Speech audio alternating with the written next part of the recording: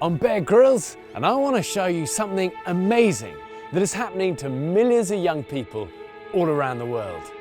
It's a movement that is changing and inspiring and bettering lives in almost every country on the planet. And it was born right here in the UK.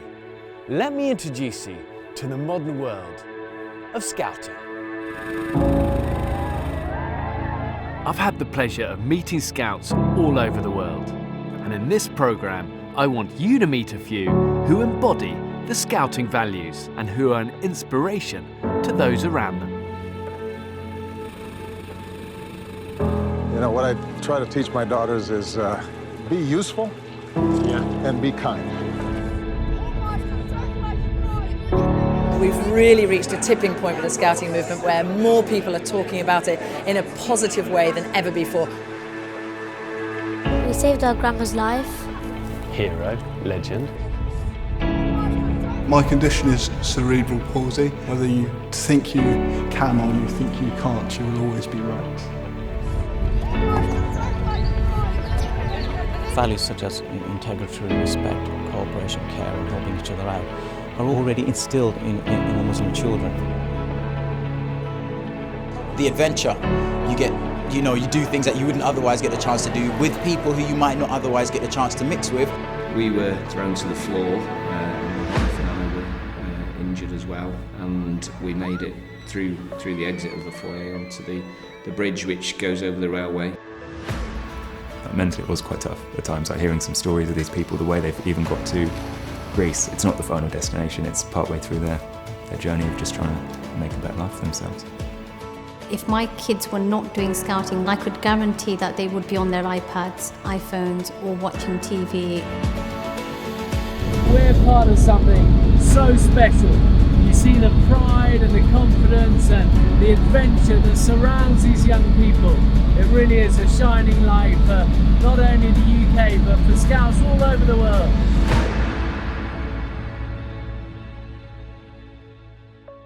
One of the great honours in my life is to be the UK's Chief Scout. We're part of a family now of over 50 million Scouts. And the more I see, the more it blows my mind. Scouts are involved in some of the most incredible endeavours.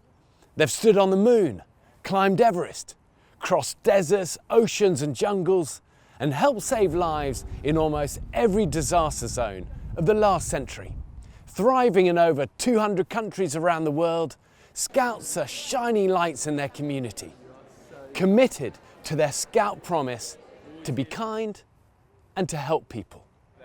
So Darah was one of the heroes who helped after the Manchester Arena bombing, went back in to help many people. An incredible man, proud to have you as part of Scouting. One of the most unique days in the whole Scouting calendar takes place right here at Windsor Castle. And the Queen hosts us and allows Queen Scouts to parade every year on St George's Day. And there they receive their Queen Scout Awards. This is a pinnacle of Scouting, and for these young people, the pride on their faces and their families' faces for all they have achieved is amazing to behold. And that's where I'm going right now. Necker on, follow me.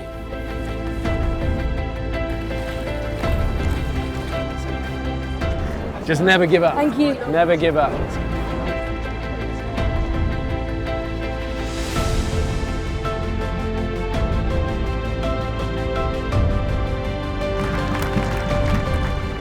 I love days like this. It reminds me of everything I love about Scouting. You know, you look at this and you've got parents and grandparents and, you know, friends and relations who are here to support their sons or daughters are here getting their Queen Scout Award. And it says that you're made of something. You've got character, you've stuck with it, you've persevered, you've learned some cool life skills, some cool adventure skills, but above all, you never give up. And once you become a Queen Scout, that stays with you for the rest of your life. You know, when I travel around the world, I meet amazing people from top Hollywood actors to, you know, politicians, whoever it is, who often quietly say to me, do you know what? I was an Eagle Scout or I was a Queen Scout, you know, the pinnacle of Scouting. And what it tells me is, wow, you're made of something solid and respect. Congratulations, well done. Queen Scout, great achievement. Should be really proud of yourself, well done. As the age-old Scout values say, a Scout is friendly and considerate. And that means always thinking how our actions affect others. But some Scouts have demonstrated incredible selflessness in the face of overwhelming adversity. Oh my God. Scout leader Dr. Darah Burke had to react when he found himself in the worst possible scenario. My wife and myself took my daughter to the Ariana Grande concert at Manchester Arena. Unfortunately, as we were walking out through the foyer of the arena, we were involved in the explosion that happened. Catherine was thrown to the floor, and my wife and I were injured as well in our legs, but we could manage to hobble out with Catherine and take her out. And we made it through the exit of the foyer onto the bridge which goes over the railway into Victoria Station, and that's where we realised we couldn't really get any further because we couldn't carry Catherine and walk at the same time. I acted almost automatically, so I knew that I needed to go and check and see what was happening with other people, because I knew that Catherine and Anne were in a stable condition and they could wait for help to arrive. So I decided to make my way back to the foyer to see what the situation was and see if I could do anything to help there. In Scouts, I'm usually picked to do the first aid training to a lot of the groups, to the Scouts and other groups, not just my group. That almost certainly kicked in. I was honoured by the Scouts Association to receive the Bronze Award for Gallantry, which is this medal, and I got to go to Windsor, which is a day of celebration around St George's Day, and it was incredible to meet so many people who were also receiving these awards. So these guys are lifesavers, and Daniel saved his grandmother's life, hero, legend, and Emily saved one of her friends at school when she collapsed. And that's what Scouts do. We make a promise to be kind, to be helpful, and when called upon, to save people's lives. We were awarded a Scout Gallantry Award because we saved our grandma's life. Because the paramedics said if you haven't done what you did, she would have died 10-15 seconds later. First thing I did when I saw my grandmother, I put in the recovery position. It's a position that you do if they're not breathing, just to make them a bit more comfortable. Because if they're not breathing, they could have something wrong with their windpipe, which was a problem with my grandmother. She had her head like that and she couldn't breathe. I knew what to do, so I was half scared and half brave. Because I knew what to do. She said afterwards, oh, those two young people that I met who saved their grannies, that was amazing. Keep inspiring everybody. Keep trying. As we know, a Scout shows courage in times of difficulty. It's easy to be brave when all around you is going swimmingly, but we define ourselves when life throws us a curveball, when life gets really hard. Most people tend to give up when the storms of life hit us, but not Scouts, and certainly not Harry. So my condition is cerebral palsy, which is actually a neurological condition. It's about difficulty of the signals from my brain getting to certain places. Mostly for me, it's muscle tension in my legs, which makes my day-to-day mobility, things like running, that a little bit more difficult. Affects other things like fine motor skills, tying knots in Scouts. My Explorer leader has had hours of patience. I did that. I did it. She did that. And we broke it. For me, going into Scouts, because it's very physical, the activities are supposed to be adventurous, kind of high energy. I think most people would expect that to be an issue for someone like me, but because of the way Scouts is structured and the ethos it builds, I think it's actually the place that's given me the most confidence. In school, if I was to do, say, PE or whatever, the teachers would always have that concern because it's that bit more structured. Whereas in Scouts, they had much more respect for me knowing my own limitations. Later in school, I took PE GCSE, and I'm on the university whitewater kayaking team now. I kayaked as a cub for the first time. I struggled with it immensely, but the leaders encouraged me to continue with it. The only barrier to being a scout for someone with a disability is their own mindset. Whether you think you can or you think you can't, you will always be right. Yeah, I did a granny knot. And this is what young people learn. Determination. This dogged, bloody-minded tenacity to bravely keep going when life gets tough. It's called persistence, to never give up, and it is the key to everything. As the Scouting founder Lord Baden-Powell once said, never say die until you're dead. One of the things I love most about Scouting is that it unites people. Those Scouting values of inclusivity and always helping others, especially those that society overlooks.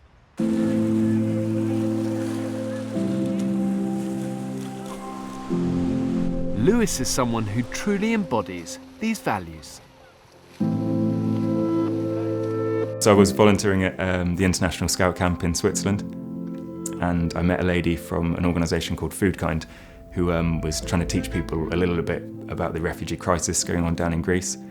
A team of scouts which had pretty much come from this centre where there was a huge number of volunteers from all over the world working together on this camp. So we realised there was a need in the homeless sector of refugees coming over. So a lot of people are put into camps and they have food provided, often not clothing and that sort of thing, but there was a huge section of people which were living on the streets.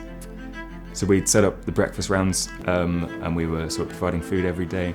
We're working closely with another organisation who are doing big clothes distributions to camps around the place, and we sort of took out what we needed before it went to these camps and provided the people on the streets with the clothes that they needed, sleeping equipment, tents just to keep them out of the elements. But it was the whole situation. It's tragic, like the way these people are living, the reasons that they're there and this sort of thing. So it was, mentally it was quite tough at times, like hearing some stories of these people, the way they've even got to Greece. It's not the final destination, it's partway through their journey. We were just making sure that people were not dying. Like through the winter when I was in Greece, it got down to -14 at one point, and there's people living in tents with blankets, which they've got. So our job there was just being there for people. Under zero. The weather's under zero, what the snow is very, very strong. Look, we don't have anything for like fire, anything inside the tent.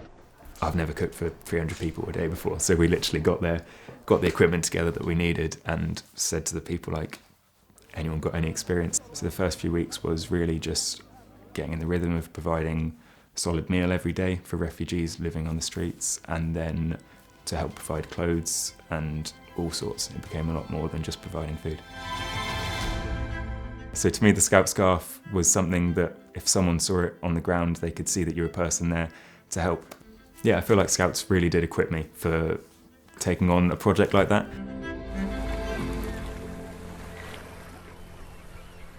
It might come as a surprise that there are now more Muslim Scouts worldwide than any other faith.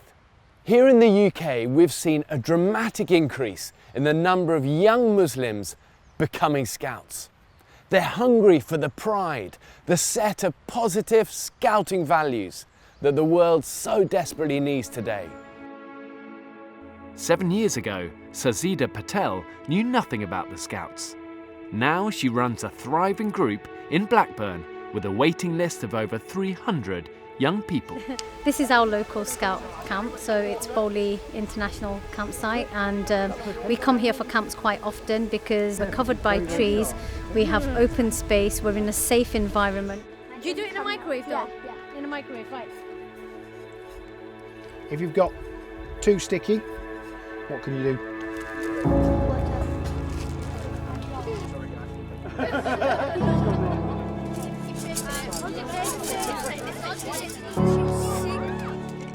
I think my journey in scouting, we are the first Muslim Scouts group in Blackburn. We started off with 6 children and we now have nearly 200 children in 6 years.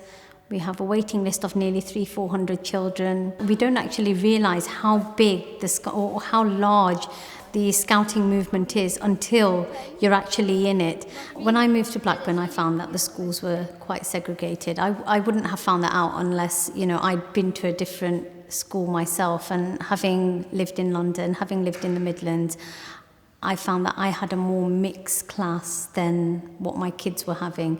Scouting has, for me, definitely sort of resolved some of those issues, because when I'm at work, I mix with a whole group of different people. When I'm travelling, I mix with a whole group of different people. I don't think I would have met half the people I now know had I not been in scouting. To make the fire bigger, to boil the water up. And what are you going to do after for safety?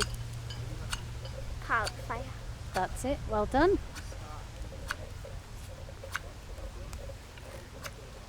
You can see the difference, you know, they become more confident in what they're doing because they get to do things which they wouldn't normally do. So yeah, you can see that confidence growing in them, and the love to do things as well, to do, you know, different things, and they talk about it amongst their friends. Going to stain the cloth, and if we're lucky, we should see a print. Wow. Yeah. I think the reason why Muslim Scouts are growing in the UK and worldwide is because the values in Islam are very similar to the values in Scouts. So values such as integrity, respect, cooperation, care and helping each other out are always already instilled in the Muslim children from a very early age. And so when they come to Scouts, they fit right in. And by fitting right in and joining the Scouts, they're getting to do things which they just wouldn't normally do. Can you remember what this one was? Maple. Yes. Vicky is one of thousands of unsung heroes, volunteering tirelessly to give young people an incredible experience in Scouts. I'm part of the 2nd East London Scout group. I volunteer my service for the last 10 years when I first time brought my daughter, and I started as a helper, then I became leader. We are based in Tower Hamlets, multicultural borough, so we are open to everyone. There is no difference between Muslim or Christian kids. It doesn't matter colour of their skin, doesn't matter what school they attend, is it private school or our local government school.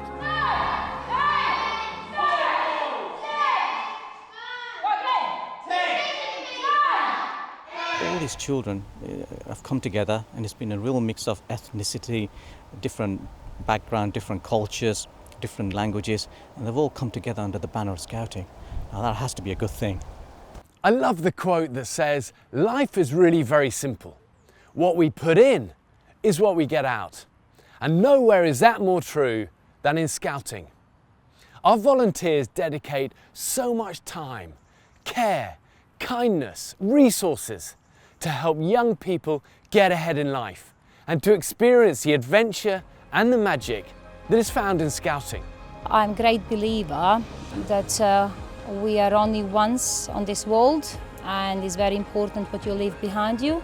So if you leave some legacy, that you help somebody and you pulled some kids through and gave them a chance to have a great time, it's just absolutely amazing. It's no surprise that today some of the most loved, most respected figures in society support and champion the Scouts.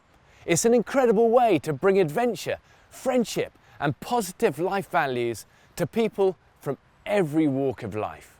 And here are some of our incredible ambassadors. that champion us. I'm Tim Peake and I'm a Scout Ambassador. Hi, my name's Steve Backshall and I'm a Scouting Ambassador. I'm Megan Hine, Scout Ambassador. My name's Anita Rani and I'm a Scout Ambassador. I'm really proud to be a Scout Ambassador because the Scout is a fantastic worldwide movement for good. What's attracted me to become a Scout Ambassador is the fact that the Scouts, I think, are more meaningful today than maybe in the years gone by. The reason I'm so proud to be a Scouting Ambassador is that Scouting has been such a huge part of my own life. Being part of this huge family nationwide is just the most incredible feeling. Today we need the values that the Scouts embody. We need to spread that across the world. Excitingly, I think we've really reached a tipping point with the Scouting movement where more people are talking about it in a positive way than ever before. I mean, Obama is talking about the Scouting movement. We've really got the swell of popular opinion now, and I think people genuinely are keying into the fact that this is an important thing for all of us. You know, what I try to teach my daughters is be useful and be kind. Yes. And if you do those two things, then wherever your passions take you, you'll turn out okay. And Being kind is such a big one. It's not complicated, is it? No, it really isn't. Sometimes we have a journey in life to come around to realizing, actually, you're right, that is it. Try to be useful to somebody and try to be kind. It's about friendships first. It's an old-fashioned value, but it will never go out of fashion. And finally, there's that selflessness, to put other people first. And it's really what sets us apart as Scouts. Selflessness, kindness, and humility. In Scouting, I see those values around those I meet every day. And it's humbling, and it is so inspiring to be part of. The main thing Scouts has brought to my life is that determination. So it started off with the physical side of things and those activities, but later in life, because of what Scouts has given me, I've managed to apply it to various other things. I think first aid is important because you don't know when someone's going to collapse, fall unconscious, or even hurt themselves really badly. You wouldn't know what to do, and it could get more serious. I've thought about it a lot since, and some of it was I was acting on autopilot in a way. You know, you're trained, as I say, not just as a doctor, but also as a scout and a scout leader to you know, do your best, but also think of other people. From Scouting, I guess I've learned a lot to do with leadership. Disability is no barrier. Scouts has always encouraged me to not let my disability define my personality. There's not been a moment in my scouting career, if you like, where I've thought, hang on, I can't do that, or will they let me do that? Not once. If my kids were not doing Scouting, what would they be doing? And I could guarantee that they would be on their iPads, iPhones, or watching TV, or on iPlayer, Netflix, you know, whatever. It would have an element of technology. Could I see them being outside doing something different if they were not doing Scouting? No. Scouting is a worldwide movement, so you can genuinely connect with people and children across the world. I think that's really important, that wherever you are in the world you have a wider outlook and a broader reach, and the Scouting movement can do that for young people. You make new friends, it feels like a family environment, you learn new skills, and it's all about just having fun as well while you're doing it. There's a level of pride that exists with being part of the Scouting movement as well, and it genuinely teaches life skills that are important to all of us.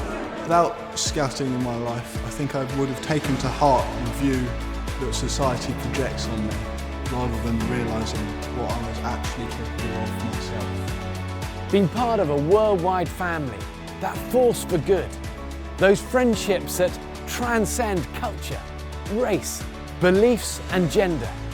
It's all rooted in respect for the self and respect for others. As Scouts, we take an oath to be kind and helpful. Simple values, but values that endure. And that is how together we change the world.